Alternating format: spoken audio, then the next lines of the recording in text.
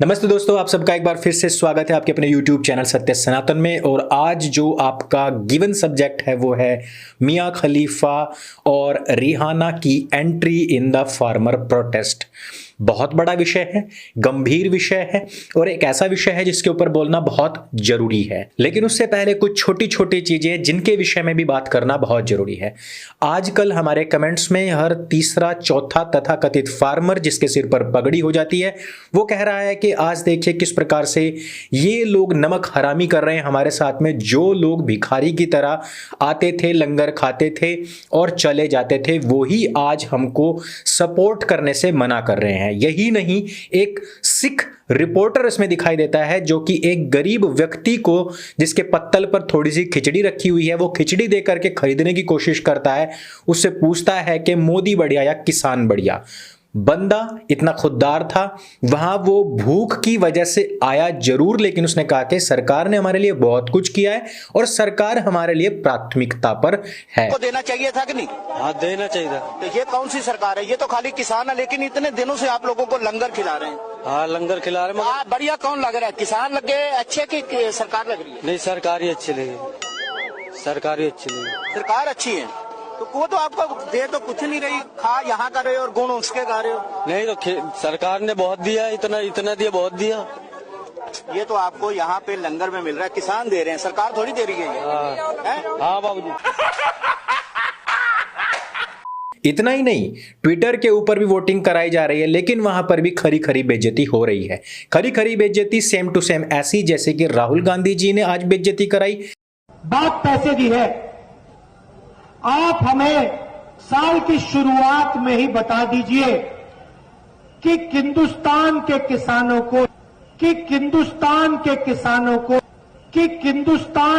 किसान एम नाम से स्टार्ट होने वाले कुछ तानाशाहों के नाम गिनवाए। लेकिन क्या आप जानते हैं कि मोमिना बेगम कौन थी?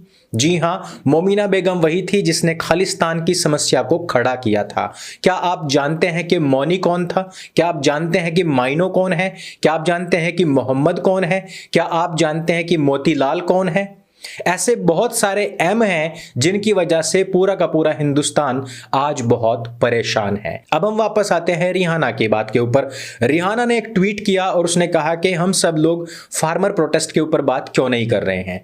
इस पर कुछ लोगों ने उसके पक्ष में स्टैंड लिया और जो कि लिया जाना अच्छा भी था। फार्मर प्रोटेस्ट के ऊपर बात की जानी चाहिए, लेकिन ये जो ट्वीट था और इसके पीछे जो निहितार्थ था, निहित जो अर्थ था, उसको ना समझते हुए दोनों के दोनों गुट आपस में भिड़ गए। और इसमें चिड़ियाघर के भालू ने फटाफट एक ट्वीट कर दिया और उसने कहा कि किस प्रकार से राइट विंगर्स सोचते हैं कि रिहाना एक मुस्लिम है जो कि पाकिस्तान सपोर्ट में है और अब हम इसको जाकर के ट्रोल करना शुरू कर देते हैं। लेकिन रिहाना के विषय में आप लोगों को एक बात पता होना बहुत जरूरी है। हालांकि रिहाना आजकल मुस्लिम लड़कियों की रोल मॉडल बन चुकी है। वही लड़कियां जो कि जिम में भी जाती हैं तो वहां पर पूरी तरीके से बुर्के में पैक होकर जाती हैं। वही मुस्लिम लड़कियां जो कि स्विमिंग पूल में घुसती हैं तो भी पूरी तरीके से बुर्के में पैक होकर के ही जाती हैं। उन मुस्लिम महिलाओं के लिए आज अर्धनग्न रिहाना रोल मॉडल बन चुकी है। वो एक बात अलग है, लेकिन रिहाना के विषय में जो मैं बात करने जा रहा हूं वो बहुत ही कम लोगों को पता है। रिहाना का एक सॉन्ग आया था सेवेज एक्स। इस गाने के अंदर हदीस का प्रयोग किया गया था, हालांकि वो बड़े ही फास्ट तरीके से किया गया था, लेकिन इसके बाद में रिहाना का बाइकआउट करना मुसलमानों ने शुरू कर दिया था। यही नहीं, रिहाना का जो तौर तरीका है उससे भी मुस्लिम लड़कियों महिलाओं को दूर रहने की बातें बहुत पहले से ही की जाती रही हैं। लेकिन आज जैसे ही रिहाना ने एक आधा अधूरा ट्वीट किया वैसे ही मुस्लिम लड़के लड़कियां आज उसको अपना आदर्श मानने के लिए तैयार हो गए हैं। ये ठीक वैसे ही हुआ जैसे कि थोड़ी देर पहले आकर के कोई भी आपको गाली दे जाए और फिर आधा अधूरा ट्वीट कर दे जिससे कि आपको ना उसका अर्थ पता लगे ना उसके अनर्थ की आप भावना कर सकें और जाकर के आप उसके तलवे चाटने लग जाएं। रिहाना ने अभी अधूरी ही बात कही थी, लेकिन जिस तरीके से उसकी सपोर्ट में इस्लाम जगत टूट पड़ा है उसको देख करके यही लगता है कि कुछ ही दिनों के बाद में वो अपनी लड़कियों को बुर्के से बाहर निकाल करके रिहाना के जैसा घूमने और फिरने के लिए प्रमोट करेंगे, सपोर्ट करेंगे और अलाउ करेंगे। तो इस वजह से अपने चश्मे लगा करके बैठ जाइए, न जाने कब आपकी आंखों से सामने से ऐसा कोई हुजूम गुजरता हुआ नजर आ जाए। तो ये जो चीजें होती हैं ये आप लोगों की सपोर्ट में ही होती हैं, ये अच्छी बात होती है। लेकिन इससे भी 2 स्टेप आगे बढ़ करके मियां खलीफा ने इस मामले में सपोर्ट कर दिया है। अब यहां से हमें इसके पीछे एक षड्यंत्र का बू आना शुरू हो जाता है। अब ऐसा लग रहा है कि जैसे कि एंटोनियो माइनो ने अपनी ससुराल वालों को इनवाइट करना शुरू कर दिया कि अब भाई यहां पर हमारी जो जमीन है वो बच नहीं रही है, सरकार बहुत कैडी पड़ रही है, अब तुम समझ जाना, जैसे भी करना है कर लेना। अब इसमें फटाफट कुछ लोगों की और भी एंट्री होने की हमें उम्मीद है। लेकिन मियां जो लगता है कि माइनो के बुलाने पर ही आई हैं, मियां का जो ट्वीट है वो बड़ा ही खास है। मियां कहती हैं कि यहां पर इंटरनेट बंद कर दिया गया है, यानी कि वो 3 कानून के बारे में बात नहीं करती हैं, वो एमएसपी की गारंटी के बारे में बात नहीं करती हैं, वो मंडियां जो सरकारी मंडियां हैं वो उनके बाद में खत्म हो जाने की बात नहीं करती हैं। वो केवल एक बात करती हैं कि भैया बॉर्डर के ऊपर इंटरनेट बंद कर दिया गया है। अब मियां को इससे क्या प्रॉब्लम कि वहां पर इंटरनेट बंद कर दिया गया है अथवा नहीं, इसके बारे में हम बात करेंगे। लेकिन एक छोटी सी मैं आपको बात बता दूं कि इस प्रोटेस्ट के दौरान केवल पंजाब के अंदर 1500 से ज्यादा टावर तोड़ दिए गए हैं। जब वो टावर तोड़े गए थे तो क्या वहां पर इंटरनेट बाधित नहीं हुआ था? इंटरनेट बाधित हुआ था, लेकिन वह समस्या नहीं है। सरकार अगर कोई भी फैसला लेगी हमें खिलाफ उसके जाना है। जैसे कि आपने टावर तोड़े, नेट बंद हुआ, उस पर कोई समस्या नहीं, लेकिन सरकार ने उन कुछ मूलभूत सुरक्षा के जो नियम है उनको देखते हुए नेट बंद कर दिया तो आपको समस्या हो गई। जब लोग लाल किले तक पहुंच गए तो कह रहे थे कि गोली क्यों नहीं चलाई, बैरिकेड क्यों नहीं लगाए, अच्छे तरीके से रोका क्यों नहीं। आज किलेबंदी कर दी है तो कह रहे हैं कि बैरिकेड लगा दिया, किसानों को रोकने की कोशिश की जा रही है। ये देखिए, ये तो जो सरकार है पूरी तरीके से तानाशाह है। अब हम वापस आ जाते हैं मियां खलीफा के इस ट्वीट के ऊपर। मियां खलीफा का बिजनेस नेट से ही चलता है और वो पूरी तरीके से रुक चुका है। अब आप जरा समझिएगा कि जो प्रोटेस्टर्स तथा कथित प्रोटेस्टर्स बॉर्डर पर पड़े हुए हैं उनका नेट से और मियां खलीफा से क्या संबंध है। वो जो यहां पर पड़े हुए हैं उनकी असली डोज क्या है, उनको असली ऊर्जा कहां से मिल रही है।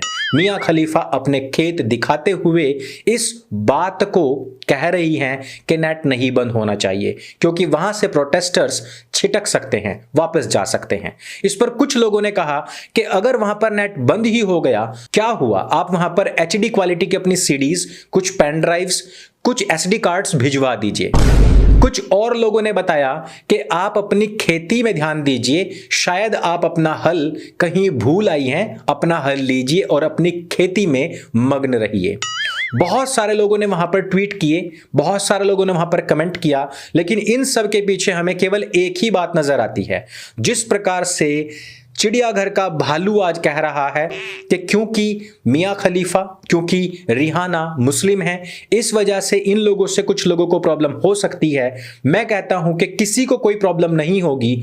आप सिर्फ इनके नक्शे कदम पर हदीसों पर गाने बनाने वाली लड़कियां, इनकी तरह अर्धनग्न रहने वाली, इनकी तरह के काम करने वाली, इनकी तरह की खेती करने वाली और सुंदर सुंदर हल बदलने वाली जो ये लड़कियां हैं, उनको फॉलो करने वाली, उनको सपोर्ट करने वाली और उनके नक्शे कदम पर चलने वाली जो आपके खानदान, आपके घर में लड़कियां हैं, उनको कहिए जरा कि ये हमारी आदर्श हैं और उनके रास्ते पर वो चलें। दोस्तों, सपोर्ट कोई भी करे, कहीं तक भी करे, लेकिन कभी भी अपने आदर्शों के साथ समझौता नहीं करना चाहिए। कोई सपोर्ट कर रहा है इसका मतलब ये बिल्कुल भी नहीं है कि वो व्यक्ति केवल और केवल सपोर्ट में उतरा है। उन लोगों के बिजनेस प्रभावित हो रहे हैं, उन लोगों के कार्य प्रभावित हो रहे हैं और उन लोगों को फ्री फंड का एक हुजूम मिल रहा है, जिसमें कि आप लोगों के जो पेजेस हैं उन पर जाने वाली जो रीचेज है वो बढ़ जाती है, अचानक से उन पर बाढ़ आती है।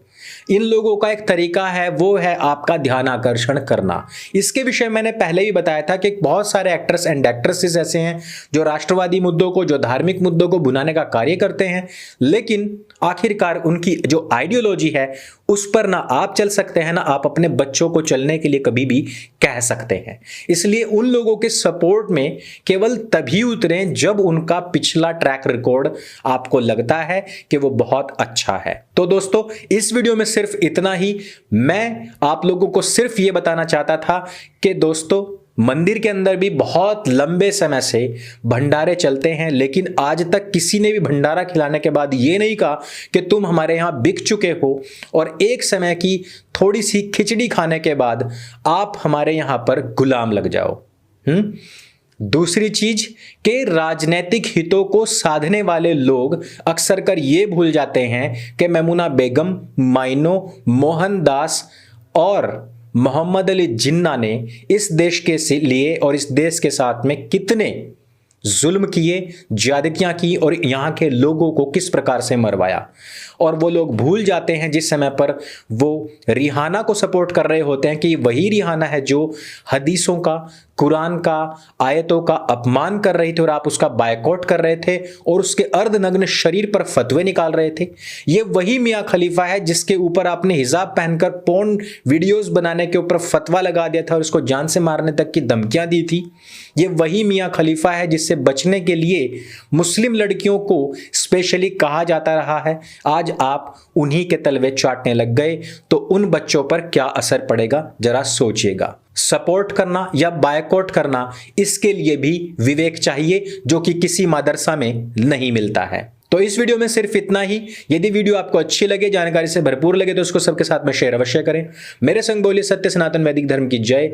जय हिंद, वंदे मातरम।